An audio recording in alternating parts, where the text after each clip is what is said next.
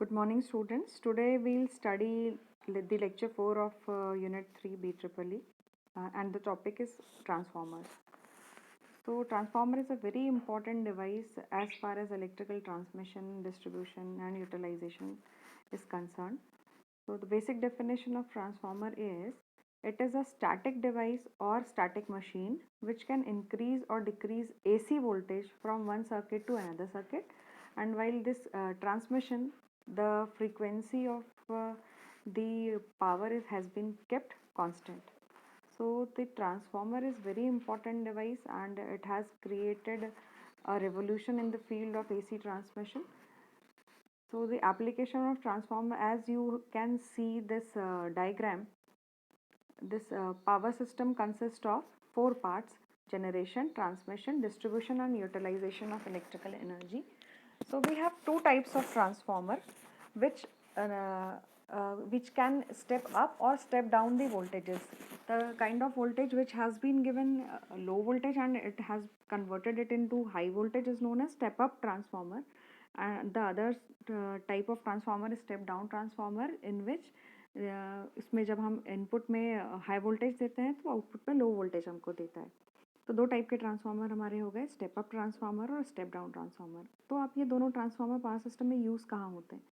तो जब जनरेशन से एनर्जी को यहाँ ट्रांसमिशन करना होता है तो हाई पावर में हम एनर्जी को ट्रांसफ़र करते हैं, ट्रांसमिशन करते हैं. क्यों? क्योंकि during transmission there are many losses. तो वो लॉसेस को कॉम्पनसेट करने के लिए या हाई पावर में हम भेजेंगे तो लॉसेस जो हैं वो हमारी पावर को कहीं ना कहीं कॉम्पनसेट करेंगे, इसलिए हम स्टेप अप ट्रांसफार्मर यूज़ करते हैं. तो स्टेप अप ट्रांसफार्मर क्या करता है? जो भी हमने जनरेट किया यहाँ पे इलेक्ट्रिकल एनर्जी, उसको हाई पावर में हाई वोल्टेज में कन्वर्ट कर देता है स्टेप अप ट्रांसफार्मर, और उसको हम ट्रांसमिट करते हैं. अब ट्रांसमिट तो कर दिया, ट्रांसमिट करने के बाद डिस्ट्रीब्यूशन लेवल पे इस एनर्जी को हम कलेक्ट करते हैं. यहाँ लगा होता है स्टेप डाउन ट्रांसफार्मर. क्यों? क्योंकि अब यहाँ पे हमको एनर्जी को स्टेप डाउन करना होता है, वोल्टेज को स्टेप डाउन करना होता है, क्योंकि एंड यूज़र जो है, जो ये यूटिलाइजेशन है आप देख रहे हैं, यूटिलाइजेशन ऑफ इलेक्ट्रिकल एनर्जी वाला पार्ट वहाँ आता है जहाँ हम अपने डोमेस्टिक यूज़ के लिए, इंडस्ट्रियल यूज़ के लिए इलेक्ट्रिसिटी को यूटिलाइज़ करते हैं. तो यूटिलाइज़ करने के लिए हमको 3 फेज़ में 440 वोल्ट्स की ज़रूरत पड़ती है और सिंगल फेज़ की बात करें तो 230 वोल्ट की ज़रूरत पड़ती है. लेकिन ये जो हमारा जनरेशन साइड का वोल्टेज है ये बहुत हाई होता है. 11 kV सपोज हमने जनरेट किया, स्टेप अप ट्रांसफार्मर लगा के हमने उसको 33 kV में कन्वर्ट कर दिया या 66 kV में कन्वर्ट कर दिया, लेकिन हमको यहाँ पर एंड यूज़र में हमको तो 440 वोल्ट चाहिए 3 फेज़ की बात करें तो इसीलिए स्टेप डाउन ट्रांसफार्मर कई जगह लगाए जाते हैं, ट्रांसमिशन और डिस्ट्रीब्यूशन के बीच, और डिस्ट्रीब्यूशन में भी, प्राइमरी सेकेंडरी डिस्ट्रीब्यूशन में भी बार बार स्टेप डाउन ट्रांसफार्मर्स लगाए जाते हैं ताकि अल्टीमेटली हमको यहाँ पर यूटिलाइजेशन लेवल पे 440 वोल्ट्स का वोल्टेज मिल जाए. तो अब हम आते हैं कि इसके कुछ इंपॉर्टेंट पॉइंट्स क्या हैं या इंपॉर्टेंट फीचर्स क्या है ट्रांसफार्मर के. तो सबसे खास बात यह है ट्रांसफार्मर की, it has no rotating part. तो कोई रोटेशन पार्ट नहीं होगा तो फ्रिक्शन भी नहीं होगा, तो फ्रिक्शनल लॉसेज, विंडेज लॉसेज ये सब नहीं होंगे. लॉसेस कम होने की वजह से इसकी ट्रांसफार्मर की जो एफिशिएंसी है वो सारी इलेक्ट्रिकल मशीन में सबसे ज़्यादा हाई होती है. Point number 1. पॉइंट नंबर 2 में it works on AC only, it cannot work on DC supply. So this is all about the important features of transformer.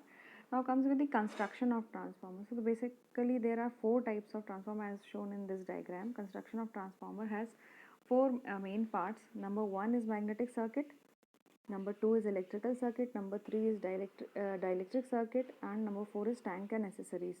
So the magnetic circuit basically consists of core and yoke, and the electric circuit consists of primary and secondary winding, and the dielectric circuit is having insulation, and fourth part is tank and accessories, which is extra part, accessories of the transformer. सो ये 4 part main है basically. उसमें भी अगर हम मोटे मोटे तौर पे अगर ट्रांसफार्मर का कंस्ट्रक्शन डिस्कस करेंगे तो उसमें कोर और वाइंडिंग यही 2 पार्ट मेन होते हैं. योग जो होता है वो उसको कवर करने का काम करता है, पूरा जो स्ट्रक्चर होता है ट्रांसफार्मर का कोर और वाइंडिंग के साथ उसको कन्वर्ट करने के लिए और सपोर्ट प्रोवाइड करने के लिए. तो अगर हम टाइप्स ऑफ ट्रांसफार्मर की बात करें, अगर जैसे कि हम पेज 2 पे नेक्स्ट शिफ्ट होते हैं, तो टाइप्स ऑफ ट्रांसफार्मर के 3 बेसिस होते हैं. नंबर 1 हमने किया है on the basis of construction, number 2 हमने किया हुआ है on the basis of voltage level, and number 3 हमने किया हुआ है on the basis of utility. तो first we'll continue with the on the basis of construction. तो कंस्ट्रक्शन के आधार पर हमारा जो ट्रांसफार्मर है इसको दो कैटेगरी में डिवाइड किया हुआ है। एक है कोर टाइप और दूसरा है शेल टाइप। कोर टाइप आपको दिख रहा है, ये बीच में जो शेडेड पार्ट है या ये जो स्क्वायर पार्ट दिख रहा है शेडेड वाला, इसको हम कह रहे हैं core. And this core is made up of high grade silicone steel. And ये जो कोर है उसको दो साइड से दो वाइंडिंग लपेटी हुई हैं। तो this winding is primary winding and this winding is secondary. अब प्राइमरी और सेकेंडरी किसी वाइंडिंग को आप कब बोलते हो? प्राइमरी वाइंडिंग वो वाइंडिंग है जिसको हम सप्लाई देते हैं, जैसे आपको समझ में आ रहा होगा ये डायग्राम में, यहाँ हमने इसको AC वोल्टेज दिया हुआ है। और सेकेंडरी साइड जहाँ हम लोड भी कनेक्ट करते हैं या इसको ओपन भी कर सकते हैं, this part is known as secondary winding. Secondary इसलिए कहते हैं इसको। तो प्राइमरी सेकेंडरी वाइंडिंग जो दोनों हैं वो कॉपर की बनी होती हैं। कोर जो है वो हाई ग्रेड सिलिकॉन स्टील का बना होता है। तो कोर टाइप जो है सबसे popular types of construction transformer का कंस्ट्रक्शन का टाइप है, दैट इज़ कोर टाइप। दूसरा जो है शेल टाइप। शेल टाइप में हमको दिख रहा है ये वाला जो साइड है इसको हमने शेडेड नहीं किया है, but this part could be shaded and this is core. And जो इसकी कोर की 17 लिम्स हैं, this one first, this second and this is the third limb which is central limb. Central limb में हमने winding लपेटी हुई है और यहाँ पे दोनों वाइंडिंग है, प्राइमरी वाइंडिंग और सेकेंडरी वाइंडिंग दोनों हमारी सेंट्रल लिम पे लपेटी होती है। कुछ का टर्मिनोलॉजी की बात करें कि प्राइमरी के नंबर ऑफ टर्न्स जो है उनको N1 कहते हैं, सेकेंडरी के number of turns are known as N2, current of primary winding is I1, current of secondary winding is I2, voltage of primary winding is V1 and secondary winding of voltage is V2, and EMF respective EMFs of primary and secondary are known as E1 and E2. So transformation ratio is another important formula which you have already, some of you have studied in 12th class about transformer. So the transformer ratio is equals to V2 by V1 is equals to N2 by N1 is equals to E2 by E1 is equals to I1 by I2. And this transformation ratio is fairly denoted as K, capital K. And the turn ratio is known as N1 by N2. This is the formula for turn ratio.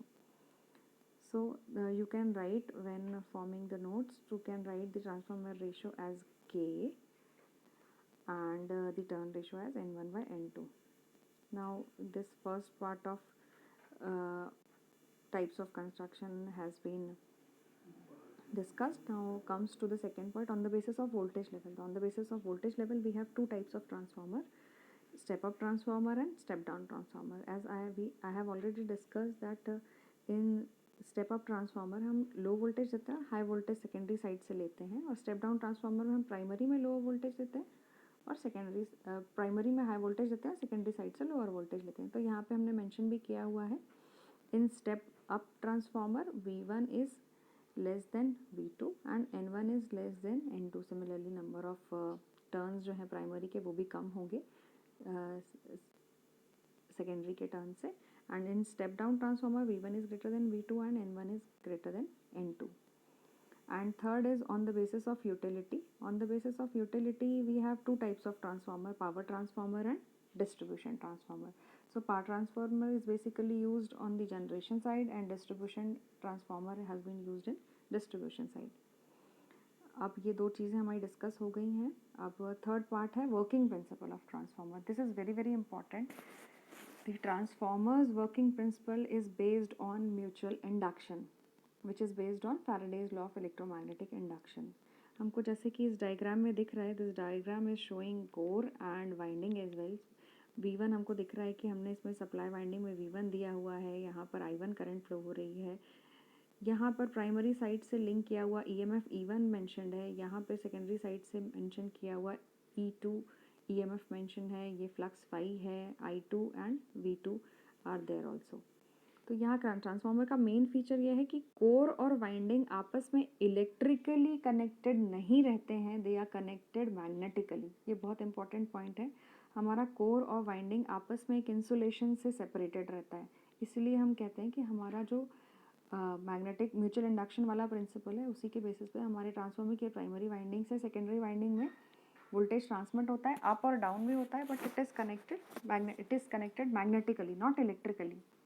अब principal को discuss करते हैं। हमको ये समझ में आ रहा है कि प्राइमरी वाइंडिंग में हमने V1 वोल्टेज लगाया हुआ है। ये V1 वोल्टेज भी अल्टरनेटिंग है, as we have discuss that transformer works on the AC only. तो ये V1 वोल्टेज जब हम इसमें लगाएंगे प्राइमरी वाइंडिंग में, क्योंकि ये क्लोज सर्किट बना रहा है, तो एक करंट फ्लो होगी I1 जैसे कि आपको डायग्राम में दिख रहा है, और ये करंट भी ऑल्टरनेटिंग होगी।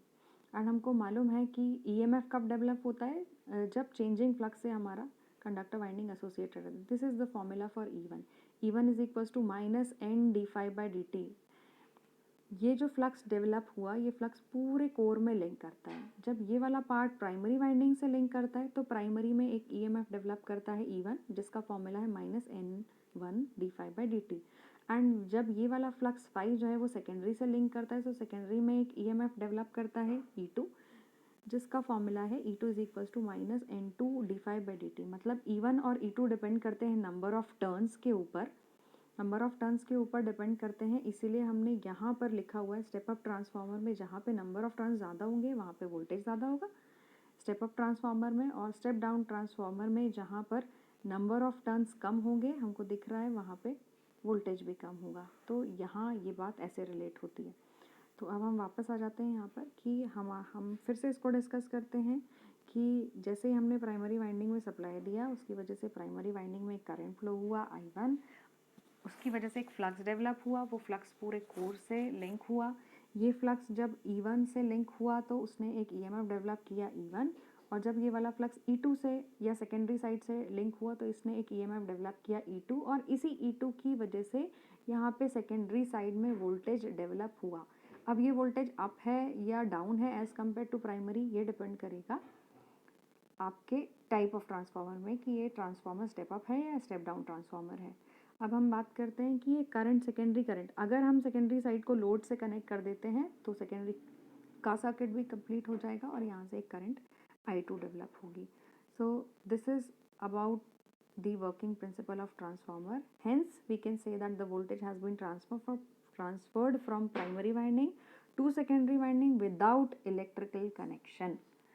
एंड वन मोर थिंग, अगर आप इस टॉपिक को बुक से डिस्कस करेंगे तो किसी किसी बुक में प्राइमरी वाइंडिंग के लिए वन न यूज़ करते हुए P यूज़ किया होता है सिंबल. VP लिखेंगे, EP लिखेंगे, NP लिखेंगे, and P stands for primary winding, and here we are using 1, and for secondary they will use S and we are using 2, E2, V2, N2. So आज इतना ही, हम transformer के बारे में इतना डिस्कस कर चुके हैं. This is enough. आप इसको बार बार मेमोराइज़ करें, और अगर किसी को लग रहा है तो I can send the soft copy of the book notes also. आप इसके नोट्स प्रिपेयर करें, इसको बार बार पढ़ें, और कोई डाउट्स हैं तो पूछें. नेक्स्ट क्लास में हम ट्रांसफार्मर के बारे में पढ़ेंगे और ज़्यादा. आइडियल ट्रांसफार्मर पढ़ेंगे, EMF एक्टिवेशन ऑफ ट्रांसफार्मर पढ़ेंगे, और वर्किंग ऑफ ट्रांसफार्मर पढ़ेंगे on load and no load condition में. Thank you.